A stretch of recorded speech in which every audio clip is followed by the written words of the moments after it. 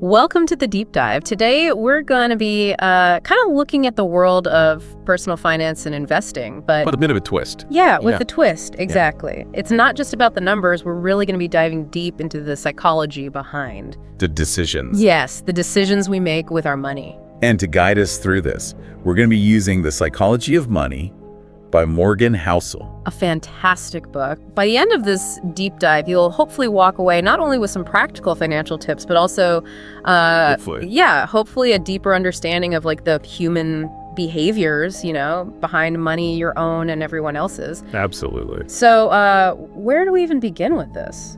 Well, Housel kicks off the book with a story. Yeah, a great story. It completely surprised me, actually. It's about this guy called Ronald Reed. Ronald Reed, what a name. I know. So he was a janitor who lived a remarkably frugal life. Frugal is an understatement, I think, from what I remember of the story. Oh, absolutely. So this guy, he fixed cars for like 25 years. Then he swept floors at JCPenney for another 17.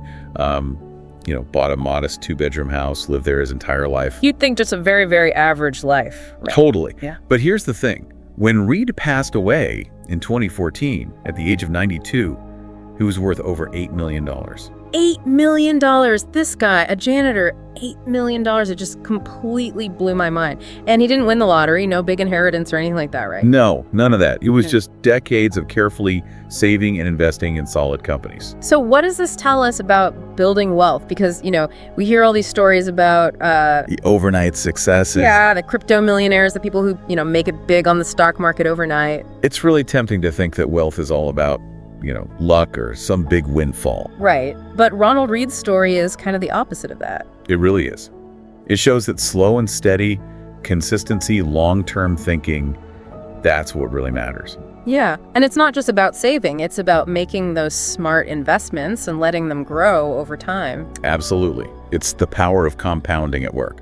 which we'll get into a little bit later. But I think what this story really highlights is that maybe we sometimes overestimate the importance of trying to get rich quickly. Right. And underestimate the power of just, Staying in the game. staying in the game. It's almost like that fable, the tortoise and the hare, isn't it? It really is. And actually, Housel brings up another, a contrasting figure, Jesse Livermore. Okay, so who was Jesse Livermore? So this guy was like a Wall Street The legend. legend. Yeah.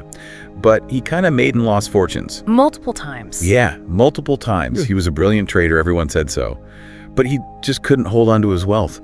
And, it's a sad story, but he, he ended up taking his own life after another devastating loss. It really makes you think, right? It's like knowing how to stay rich is as important, if not more important, than knowing how to get rich in the first place. Absolutely. So, it kind of begs the question then, what is the secret to staying wealthy? Is there like a formula or something? I don't think there's one magic formula, but, Housel suggests it's a combination of things. Frugality, yes, but also What else? a touch of paranoia. Paranoia. Well, not like debilitating paranoia, but in the sense of always kind of, having that margin of safety. Being prepared. Exactly, being prepared for the unexpected, having that cushion built into your financial plan. It's almost like, building a strong foundation for a house, right? Sure. You want to make sure that it can withstand any kind of storm that comes its way. Exactly, that's a great analogy. It's about weathering those financial storms that inevitably come along. Right, because they do come along. No one can predict the future, right? And that brings us to another key theme that runs throughout the book, compounding. Compounding. Now, this is a concept I've always found fascinating, but also a little bit hard to wrap my head around. It's like it feels so slow, so incremental. It does. Housel uses a great analogy to explain it, actually. The formation of ice ages. Ice ages. Okay, I'm intrigued. So he describes how a seemingly tiny change, like a slightly cooler summer than usual, can set off this whole chain reaction that eventually leads to, Like massive change. huge planet-altering event. It's those small, almost imperceptible changes accumulating over vast stretches of time. And how does that relate to our money? Well, think of those small changes as your consistent savings and investments, even if they seem small. It's about being in it for the long haul, letting those returns compound and grow exponentially over time. Okay, I'm starting to see it now, but isn't it also a bit counterintuitive? Like, we're so used to thinking in a linear way, I work this many hours, I earn this much money. Absolutely. But compounding operates on this whole other level, right? On an exponential curve. Right, and it's hard to grasp, It is. And because of that, we often fail to grasp its true potential. We focus on those short-term gains, and we miss the big picture. So we need to shift our thinking, be more patient, more disciplined. Yes, absolutely. It's about resisting that urge to chase the next big thing and focusing on a consistent long-term strategy. It's about playing the long game, right? Exactly. But it makes me wonder, is there ever a point where we have enough? Or do we always just keep wanting more no matter how much we already have? That's the million-dollar question. And it's one that Housel tackles head-on when he tells the story of, let me see if I can remember his name, Rajat Gupta. Okay, so who was Rajat Gupta? So this guy was incredibly successful. Okay. Like super successful businessman. But he risked it all for even more. Even more. He already had it all, right? He did. He had wealth, status, you name it. But it wasn't enough. What happened? He got caught up in this whole insider trading scheme. And, well, it all came crashing down. He ended up in prison. Wow. That's a real cautionary tale. It's like, even when we achieve success, there's always this temptation to want more, to push it further. And it can be dangerous. It can be. It's like, when is it actually enough? How do we escape that constant striving for more, more, more? And I guess that brings us to this interesting idea that Housel introduces, this idea of being reasonable versus rational. I'm really intrigued to learn more about that. Me too. And that's something we'll delve into when we come back for the next part of our deep dive into the psychology of money. So how do we even begin to figure out when we have enough? Like, where do we even start with this idea of reasonable versus rational? Yeah, it's a tricky one. But Housel uses this really interesting story from the medical world to kind of illustrate it. Oh, okay. Tell me more. It involves this doctor, Julius Wagner Jauregg, and he actually won a Nobel Prize. Wow, a Nobel Prize? Yeah, for his work on treating syphilis. Okay, so what did he do? Well, he had this very unconventional approach. He noticed that some of his syphilis patients, the ones who also had malaria, they actually seemed to recover better. So they had two things at the same time, syphilis and malaria. Yeah, it's kind of wild, right? Yeah. And so based on this observation, he started intentionally inducing fever in his syphilis patients. Wait, he intentionally gave them a fever? He did.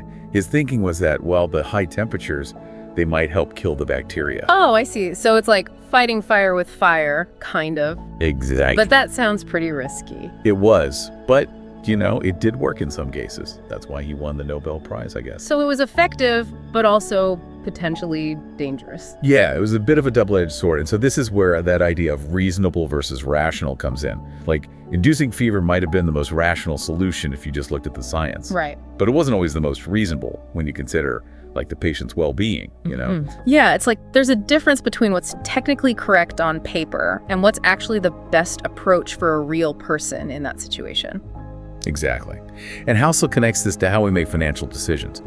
He says that sometimes, the most rational choice, like the one that looks perfect on a spreadsheet or whatever. Right, like the most optimized portfolio. Yes. It might not actually be the best choice for us, like for our mental and emotional well-being. I guess it's easy to get caught up in the numbers, but we have to remember that there's a human being behind those numbers. Absolutely. Sometimes peace of mind is worth more than a few extra percentage points of return. Couldn't agree more. Do you remember that story Housel tells about Harry Markowitz? The Nobel Prize-winning economist. Yes, the guy who practically invented modern portfolio theory. I mean, you'd think he would have this incredibly complex formula for his own investments, right? Oh, absolutely. Yeah. Some super secret algorithm. But when it came to his own retirement funds, guess what he did? I have no idea. Tell me. He just split it 50-50, stocks and bonds. Wow, really? That's it? That's it. Just a simple 50-50 split, which goes to show that, even the most brilliant minds in finance, They recognize that real-life decisions aren't always about those complex calculations. it's about what you can actually stick with, what you can live with, right? Absolutely. It's about finding that balance between optimizing on paper and being able to sleep at night. Because if a strategy is so complex or stressful that you abandon it, then what's the point? Exactly. Consistency and discipline, those are key. Yeah. And that kind of leads us to another fascinating concept that Housel talks about, the importance of tails. Tails. Yeah. Like the opposite of heads. I'm not sure I follow. No, not quite like that. He uses tales to describe those rare, extreme events that have like an outsized impact on things. Okay. And he illustrates this with, the story of Disney. Did you know their whole empire can be traced back to the success of one particular movie? Really? Which one? Snow White and the Seven Dwarfs. Snow White. The one with the dwarfs? That's the one. Released back in 1938, it was a massive hit that earned $8 million in its first 6 months. Wow.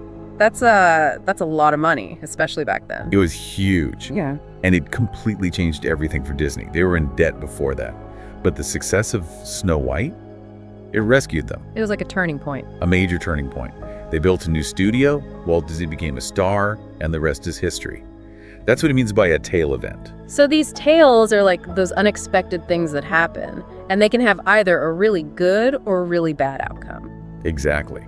And Housel argues that this concept, it applies not just to companies like Disney, but also to entire industries. Like he talks about venture capital and the stock market. Okay. In both cases, a very small number of winners often drive the majority of the returns. So it's like a few superstars outperform everyone else, while most just kind of fade into the background. That's basically it. And the danger is that if we're not aware of these tales, we might miss out on those big wins. Or get caught off guard by the big losses. Exactly. It's like we need to be prepared for those outliers, both the good and the bad. Right. It's like they say, expect the unexpected, or hope for the best, but prepare for the worst.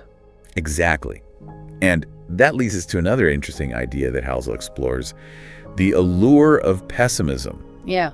Especially when it comes to, money and finance. Why are we so drawn to those doom and gloom predictions about the economy? It seems like people just eat that stuff up. I know. It's strange. But Housel says that pessimism, particularly financial pessimism, it often sounds smarter, more sophisticated. Oh, like it's more intellectual to be negative. Yeah. Like if you're predicting disaster, you must really know what you're talking about. Plus, it plays on our natural fear of losing things. Loss aversion, it's called. Right. We hate to lose what we've worked so hard for. Exactly. And to illustrate this, Housel contrasts this pessimism with a story of incredible optimism. Japan's economic recovery after World War II. Yeah. They were devastated, right? Famine, economic ruin, the whole 9 yards. But within a few decades, they become a global economic powerhouse. That's an amazing turnaround. Incredible. Yeah.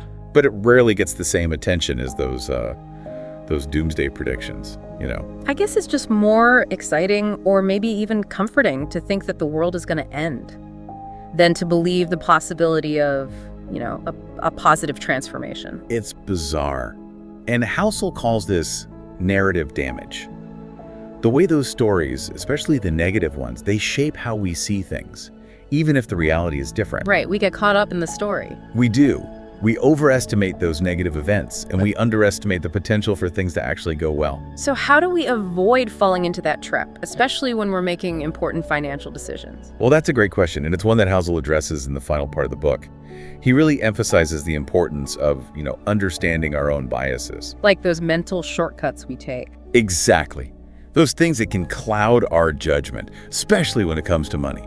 We all have them. So it's about recognizing those biases so we can make more objective decisions. Yes, objective decisions. Yeah. So how do we actually become more aware of our biases? And once we are, how do we use that knowledge to make, smarter financial decisions? Well, luckily, Housel gives us some really practical guidance in the last couple chapters of the book.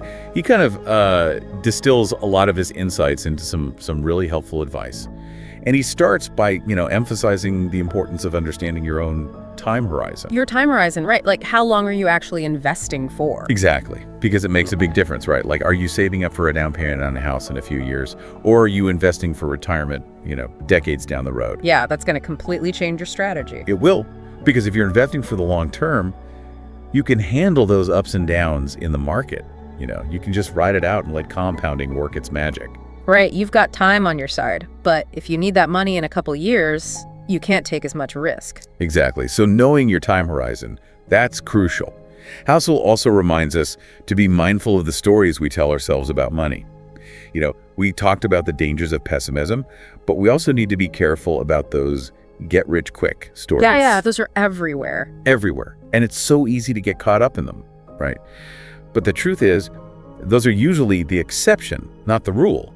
It's like winning the lottery. Right. It's tempting to think that we can all just get rich overnight. but it rarely works out that way. It doesn't. So it's about remembering that slow and steady wins the race, like the tortoise and the hare. And Housel also talks about, finding that balance between being rational and being reasonable. Sometimes, like we saw with Harry Markowitz. The 50-50 guy? Yeah, sometimes the simplest approach is the most effective, especially if it helps you stick with the plan. It's like it doesn't matter how perfect the plan is on paper if you can't actually follow it. Exactly. It's about finding what works for you personally, what you can live with, and then just sticking with it. Consistency is key, like you said before. Absolutely. Yeah. And, lastly, Housel reminds us of something really important. Saving for the unexpected. Oh, right, because life is full of surprises. It is, and sometimes those surprises, well, they cost money. So having that financial cushion, that can make a huge difference. It's like having an emergency fund, but for your entire financial life. Yeah, that's a great way to put it. And speaking of valuable advice, I love this quote that Housel ends the book with. It's from George Soros, and he says, "It's not whether you're right or wrong that's important, but how much money you make when you're right, and how much you lose when you're wrong." Oh, that's a good one. It's like, it's okay to make mistakes as long as you learn from them and manage your risk. Exactly. It's not about being perfect. It's about surviving. Staying in the game long enough to let those wins add up. I love that. So as we wrap up this deep dive into the psychology of money, what's the one big takeaway you hope our listeners will remember? I think the biggest thing is self-awareness, like really understanding your own psychology, your biases, your fears, what motivates you, all of that. It's just as important as understanding, the financial markets themselves. Yeah, because at the end of the day, it's not just about the numbers, right? It's about how we think about money, the stories we tell ourselves, the emotions we attach to it. It's about that relationship we have with money. It's deeply personal. And understanding that can make all the difference. Absolutely. So I want to leave our listeners with this one question to think about. What's your story about money? And how is that story shaping your financial decisions, your future? Take some time to really reflect on that. It might give you some valuable insights, help you make some positive changes. And until next time, thanks for joining us on The Deep Dive.